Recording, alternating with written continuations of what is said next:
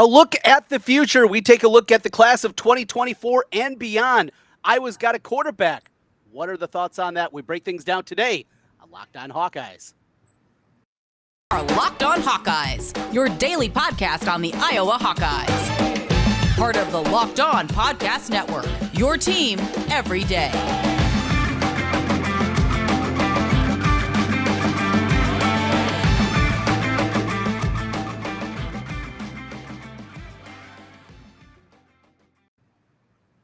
Hey, welcome in once again, and welcome to the Locked On Hawkeyes podcast. I'm Trent Condon, and thanks for making Locked On Hawkeyes your first listen every day. Available wherever you get podcasts, and you can also find us on YouTube. While you're there, make sure you hit that subscribe button.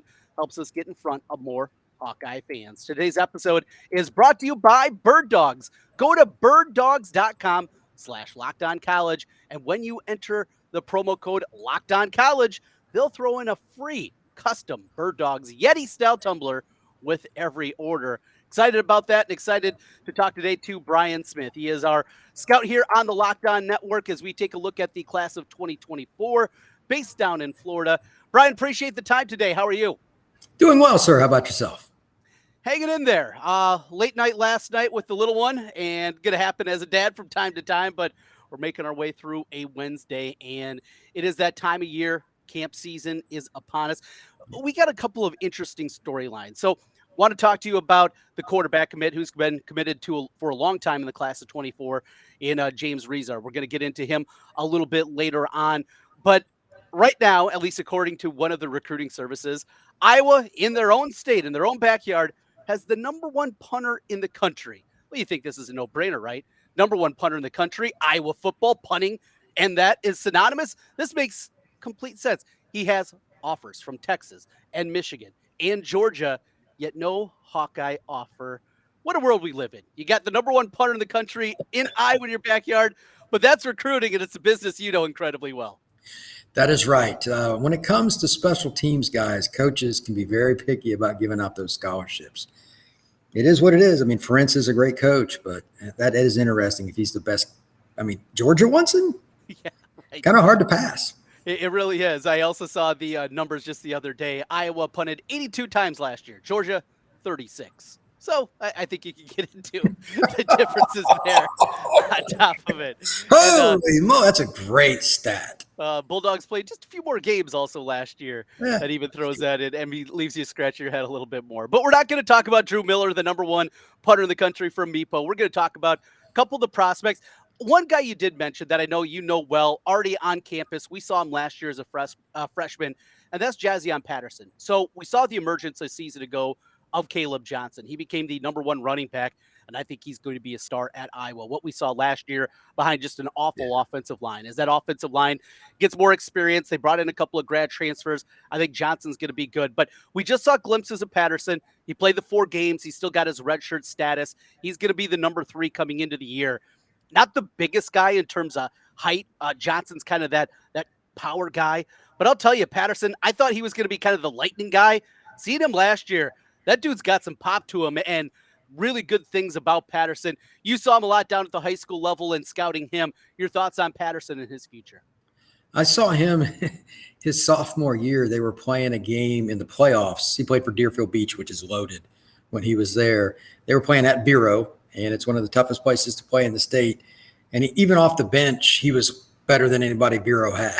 It was unbelievable. He ran over a couple of kids, and I didn't know who he was. And I'm like, when everyone talks, I'm like, who is that? They said, oh, he's our sophomore, our backup. I'm like, oh, my God. So, and I ended up going to see a couple of his workouts and everything. Good kid. But as a couple of people told me, they said he would rather go through you than around you. That's just his personality. He's a very old school mentality. He's got speed and he's got moves, but he fits 1985 Woody Hayes kind of mentality that kind of stuck around for about 20 years after Woody was done at Ohio State. And to be honest, it's still there in some ways with Iowa because they run as good a zone scheme as anybody in the country. I'd imagine that Patterson will find a way to be a major contributor until he leaves Iowa. If you get in front of him, you better get your butt down and you better be ready because otherwise you're going to just be a spot in the road. No doubt about it, and really excited about that. He's going to be a part of it certainly this year, and everything that we've heard, not just what he is as a running back, but also a kid. I mean, he has come in and he has bought into the program right away. He's done everything that you kind of need to, and I know a lot of people in Iowa City excited about him. Well, we look from that into a little bit more of the future, and the headliner of the class, a lot of local talent here from the state of Iowa, Illinois, kind of the surrounding Midwest, and there's just one guy outside of it right now committed in the class of 2024 down in your neck of the woods, James Resar. So a guy that super athletic. You look at the track times, they're eye-popping. And the kind of quarterback, at least athletically, that Iowa hasn't had in a really long time. But there are concerns about him. There are concerns about his accuracy. There's concerns that I've heard a lot of different places. So you've scouted him. You've taken a look. What can you tell us about the class of 2024 quarterback commit, James Resar? He was at Elite 11 in Orlando when I was there, and I hadn't met him before. This is a few months ago, and there were some kids out there warming up, and there was like one kid just running like crazy and sprinting around. I'm like, who the heck is that? And then he kind of walked away from me, and they got their names on the back. I'm like, oh, that's the kid that's committed to Iowa. I'm curious. And the first thing they always do at every regional for Elite 11 is run the 40. He was the guy. Like, this is somebody, if he figures out how to run pass option plays, it's got a history of, in college football, there's been so many guys make a living off that. This kid can kill you. Athletically, you were correct. He is not your typical kid because he can really motor. He's put together. He's seen a weight room. So all those things are there. Once the drills and all that started, though, I didn't see a confident kid like I'd really wanted to. If he missed, he got down on himself too much. He just needs to be more confident.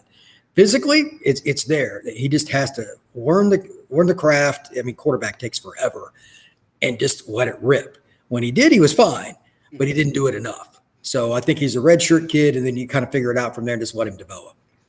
And that's completely fine. We've heard so many times the Iowa system, it's not something that happens very quickly.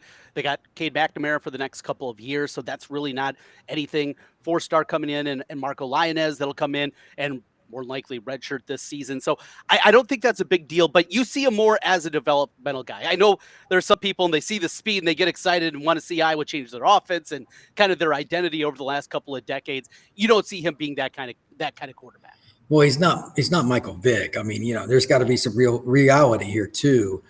In today's era, what happens when your quarterback gets hurt, no matter what level it is? You lose. So you need quarterback depth, but at the same time, he's not going to just run around Ohio State, Penn State, Michigan, Nebraska kids all day. You've got to be able to do some of the other things first, and that's where he struggles more. He's got to learn the system. Post-snap reads, those are naughty words in the world of quarterback coaches because they want you to learn them and they know you don't even remotely have those skills coming out of high school. It takes time. So like even Arch Manning, I'm sure everybody on the Iowa podcast has heard about him, whether they wanted to or not. He didn't come in and tear it up at Texas. And look who his two uncles are, for the love of God. So it's hard. Very few freshmen come in and make an impact. Why would Resar be any different? You know what I mean? It's the rarest of the rare to see that. Let the kid breathe, let him learn the system, let him become a Hawkeye or let him redshirt. Then we'll talk about it. Yeah, no doubt about it. Well, good stuff there. Overall, down there in Florida, Iowa has tapped into Florida. When Kirk Ferentz got there, that was one of the first things that they did when they were talking about kind of his vision when he took over in 1999, what they were going to do. And one of the areas that they were looking to recruit was the state of Florida. It was something that hadn't happened at Iowa before. Hayden Fry was there for the 2 decades previous. He was a Texas guy. Texas was kind of their outpost that they really concentrated on. And there was not more than a handful of players from the state of Florida throughout the 80s and the 90s until Ferentz got there. They went out, they got Fred Barr, they got Benny Sapp, they got Brad Banks. They've had a lot of good players that have come from the state of Florida, and it has continued. What are the thoughts down there? When you hear Iowa football, when you hear people in the scouting department, you hear high school coaches, when you hear Iowa, what's the conversation down in the state of Florida? I don't know if the kid can handle being in that different of a culture. That is the nonstop, honest answer. Florida, and with the kids that are from here, they're used to having access to stuff to do constantly because this is the entertainment capital of the South. I mean, there's an amusement park or a lake or something to do something, and they're used to totally different weather. That's the biggest rub. But if the kids get past that, some kids just want to leave and they do want something totally different, weather included. It's up to Iowa to find those kids, and they've done. Like Patterson, he's from South Florida. Not many South Florida kids want to go anywhere outside the South, let alone all the way up to Iowa City, but he's done well. It's different for every kid. You just have to scout more and really find a way to hone your connections. As an example, I ran into one of the Iowa coaches last year at a practice, and I was talking to him about it, and he was talking about how difficult it was to recruit in Dixie. But at the same time, they knew they could get a few kids. They had the one running back, forget his name, that was from Georgia. It was really good. And that's just a part of it. Georgia and Florida, if they could get a total of 4 kids a year from those 2 states, Iowa's good. I mean, that's fine. You're not going to get 15 kids. Let's be realistic. Just get kids that are going to stick around, go through the program, Resar, et cetera. You'll improve your football program by doing that. And the only other thing I'll add, and I know this is something Iowa fans would cheer very loudly for, they need to find a way to get some of the DBs out of the state. That's the end-all be-all, man. This state puts more guys in the NFL than any other state, and the reason is the defensive. It's insane. Iowa's got to get some more talent on the outside. That will change their program more than anything else. One guy that they tapped in on the outside, on the offensive side, is Jarriett Buie. And really interesting because watched a couple of highlight reels of him. He comes in, he'll be a freshman, and he's got opportunity. That wide receiver room's absolutely been decimated.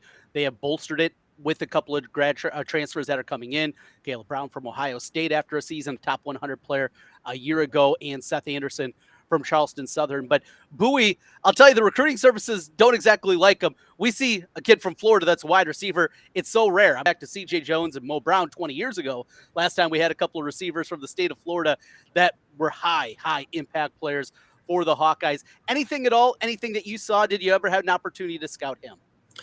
He lived the school he was at was about 2 miles from where I lived. So that was pretty easy. I saw him play games and practices, and I asked about him. It's interesting because everybody I spoke to, whether a player or coach, said the same thing. He can really run, which was blatant. You run a shallow cross with him. If you could put it on the numbers, he can run away from people. And he's got length. The thing is, he played at Jesuit High School in Tampa, and that's a power old school, a lot like Iowa in a lot of ways, the way they run the ball. And he kind of had to wait his turn to his senior year to be the guy because they had other kids the year before. It's just, it's a powerhouse program. So it's interesting when you have teams like that. Sometimes coaches will just go on their eye based on a little bit of practice, this and that. And, Jesuit went through a quarterback change last year, et cetera, et cetera. But Iowa took a chance on him, and I was told that's probably where he was going to go early to middle of last season. And I'm like, well, Iowa needs help at receiver, and they develop kids extremely well, regardless of their ranking. And this kid can run. Let's see what happens. So, and he ended up signing with the Hawkeyes. I'm telling you now, they're not going to have many kids with his length and speed on that roster. How well he develops, I mean, that's as good a guess as anybody, but it's not like they can't coach there. So it's probably going to be more on Buie than it is Iowa. Brian Smith joining us here, our recruiting expert here on the Locked On Network. And one final thing, we kind of talked about an overview of Iowa. We talked about the recruiting side, just Iowa football in general. When you hear it, we know we've become kind of a punchline the last 2 years offensively.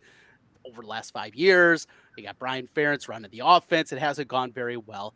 I'm incredibly excited. I am not an optimistic fan. I also work in radio. I can't just be optimistic fan on radio, but I'm super optimistic about this team. I think they're going to be loaded. I believe that there's going to be a chip on the shoulder.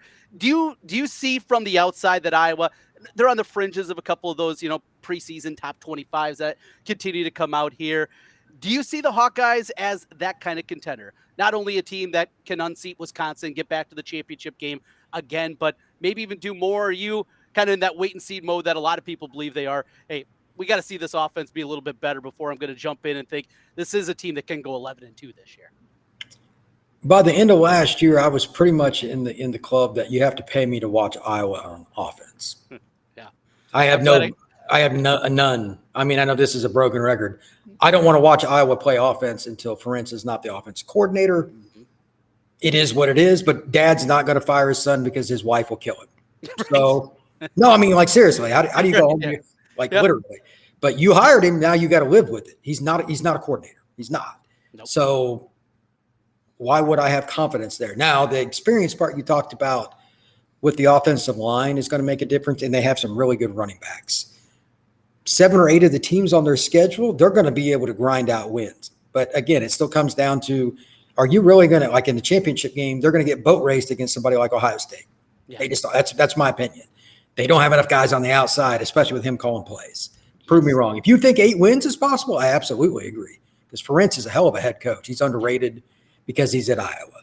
And he doesn't run the most exciting scheme, but they execute like crazy. So, yeah, do I think they could win 7 or 8 games? Yeah.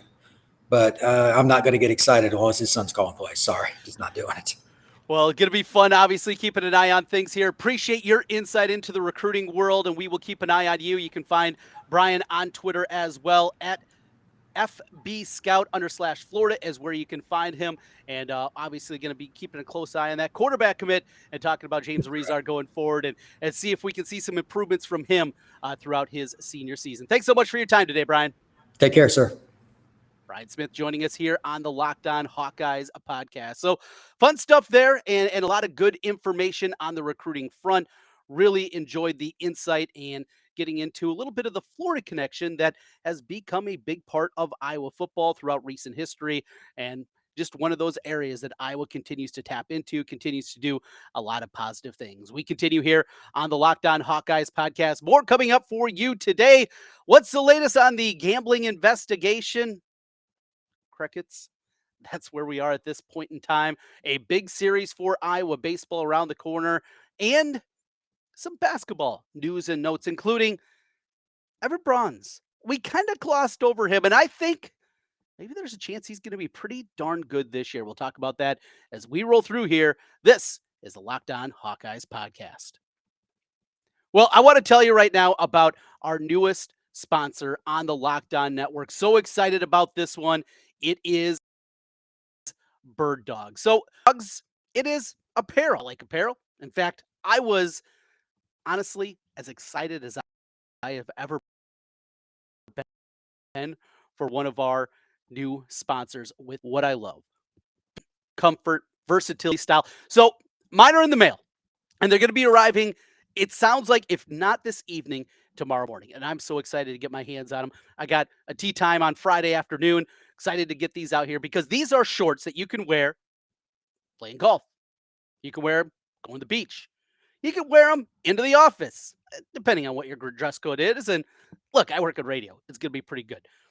Absolutely incredible to do whatever you want, from a date, hanging out with friends, getting on that golf course, going to a meeting, whatever it is. The versatility that they have with the comfort. Stretchy fabric makes you look great in these. I'm so pumped up. Can't wait to get my hands on them. It's Birddogs, as where you can find more about them. If you like that, if that's something that sounds good to you, I am pumped up. Go to their website. It's a fun website as well. There's great videos on there, all kinds of fun stuff. Go to birddogs.com/lockedoncollege, and you can enter the code LOCKEDONCollege, all one word, LOCKEDONCollege. They'll throw in a free custom Birddogs Yeti-style tumbler with every order. That's where you're looking to go. Again, birddogs.com/lockedoncollege. Get those shorts. They got a whole bunch of different styles. Gym shorts, dress it up a little bit. They got pants. So good. Looking forward to it. Fit, comfort, versatility, style. They got you covered with Birddogs here on the Locked On Network. Trent Condon back with you again here on the Locked On Hawkeyes podcast. Thanks for making Locked On Hawkeyes your first listen every day. So as I was just talking with Brian, you heard at the beginning, we're running a little slow today. I'll be honest. And up until got home at 6 a.m., my son woke up, a little bit of that barky cough that I'm sure many dads and moms out there have heard with the croup. That's what it was. We had to stay for observation. It just took forever. So I'm moving slow. Got 2 hours of sleep. Gonna happen, right? That's dad life. Mom life. My mom was texting me. She was up the whole time too. She stayed home with my daughter. And here we are. So I'm moving slow. But as I'm sitting and basically trying to kill time during observation in the hospital room, I was thinking about this. I've been incredibly frustrated by Fran McCaffrey and the transfer portal. Fran has been incredibly frustrated as well by the portal. We've continued to hear that. Evan Bronze was a guy that was first, the rumbling started around Iowa City that he was going to finish up his career back home where he played at the high school level. And at the time, it was being sold as he was going to be a walk-on. And you get a walk-on like that. A guy that was out there, average 8 points, 5 rebounds a game at Belmont, a backup piece for one of your bigs, and you felt really good. And then after Iowa swung and missed at a bunch of their bigs, got Ben Krikke, but that's it. Didn't get the 2 bigs they were kind of shopping for in the transfer portal. We still felt like Bronze was coming. We talked about that a lot here. Every dayers, you certainly know that. We talked about him a lot. But because it was painted as a walk-on, because it was painted as you're almost getting this free player, and when that didn't come to fruition, we found out that he was going to be a scholarship player after those misses in the portal. I think it tainted him, and it certainly did mine, because I thought it was going to be, there's going to be more there. But the more that I look at Bronze and you watch him play, and this is the same thing at the high school level. I remember seeing him for the first time at Iowa City West at the state tournament and just be blown away. Knew him as a prospect, knew him as a player, saw a little bit of highlights, but that was basically it. I was shocked at how springy he was. This is a dude that's an athlete. Krikke, he's an under the rim player. That's not the case with Bronze. I think he's going to come in and he can do a little bit more. We've talked about Iowa's struggles that they're more than likely going to have on the defensive end of the floor. They were bad defensively last year, and they're going to be worse, at least on paper, this year. A starting lineup of Ben Krikke, not a plus defender. Patrick McCaffrey, not a plus defender. Sanford, certainly not a plus defender. Tony Perkins, at best, above average, and I don't even know if the metrics would point there. And Desante Bowen, where we really have no clue what he is as a defender, just because we saw so little of that. And that's a team that's going to get killed on the boards. And you couple that with, it's going to be really bad defensively. That's not a good 1-2 punch. But you throw Bronze in the mix, I think you have something there. I really think that he is going to help even more than was initially put out there. It was just the way I think that this all played out. That's where the frustration came. But he is going to be a useful piece. Let's put it that way. How about that? A useful piece. A guy that you can confidently feel can go out there and give you not just minutes to play minutes, but a competent 12 to 15 minutes a game. I think you can get that at minimum out of Bronze and a little bit more. Again, he's not some stiff. We're not just talking about a warm body. We're not talking about a guy that's going to come in here and can't walk and chew gum at the same time. That's not what he is. He's an athlete. He's a plus defender. He's a guy that can rebound. He is going to help out this team even more than I was willing to say initially. That's good. Now, there's still one scholarship available. I personally would love to see them keep shopping. Don't give up. You hear Fran's comments if you've been at any of the iClub events here over the last week or so. And I think everybody that I've talked to that have been at those events has said you could really feel his frustration. Not with NIL. He's happy that his players are getting theirs. It's the portal and the way that it works and the way that you have to go out there and the way you have to spend. Adapt or die. That's what you have to do. Is Fran McCaffrey willing to adapt a little bit more, change a little bit more as college basketball changes? That remains the question, but can understand the frustrations. You got to figure it out. That's what the money's for, right?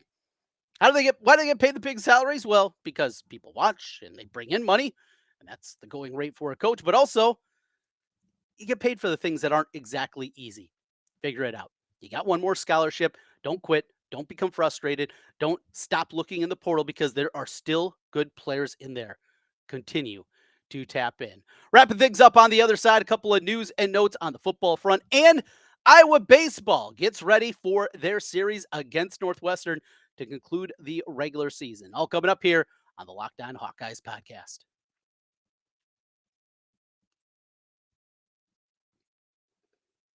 Trent Condon back with you one final time on the Locked On Hawkeyes podcast. Thanks for making Locked On Hawkeyes your first listen every day. Every dayers coming up, we got you covered as well, as we will be talking with LaShawn Daniels. Been a couple of weeks since LaShawn has stopped by. We'll talk to him. Kind of this quiet period. Finals are wrapped up. School is done. You got a couple of weeks before players start to make their way back to campus. If they decide to leave, go back home for a couple weeks, whatever it is. What is this time like for an Iowa football player? We'll talk about that coming up tomorrow on Locked On Hawkeyes. As we continue, yesterday, a lot on the Swarm beer. Excited about that. Did see that it'll be available in late July. Another huge component that I didn't mention on yesterday's podcast when we were talking about the ale that will help benefit Iowa student athletes is I saw the 20% number and I thought that was going to be 20% of proceeds. No, 20% of the sales are going to go to the Hawkeye Collective Iowa Swarm. How huge is that? Absolutely. And those cans, they are absolutely beautiful. Gonna have a feeling you're gonna see a few of those at tailgates coming up this year. And knowing now that 20% of the sales are going to go right back into it, yeah, that got me excited even a little bit more about this one. Brad Heinrichs continues to do a great job with the Iowa Swarm, and we're going to have Brad on here hopefully in the coming weeks and talk a little bit more about Swarm. Explain it to you if you don't know exactly what it is. I've explained it as much as possible, but getting it straight from the horse's mouth. That's a pretty good thing as well. Iowa baseball wrapping up against Northwestern the regular season. Northwestern's terrible. Can't afford to certainly drop this series. Can't afford to get swept. Iowa puts themselves at number 30 in the RPIs we go into today. Found it interesting as well. They were scheduled to play UIC.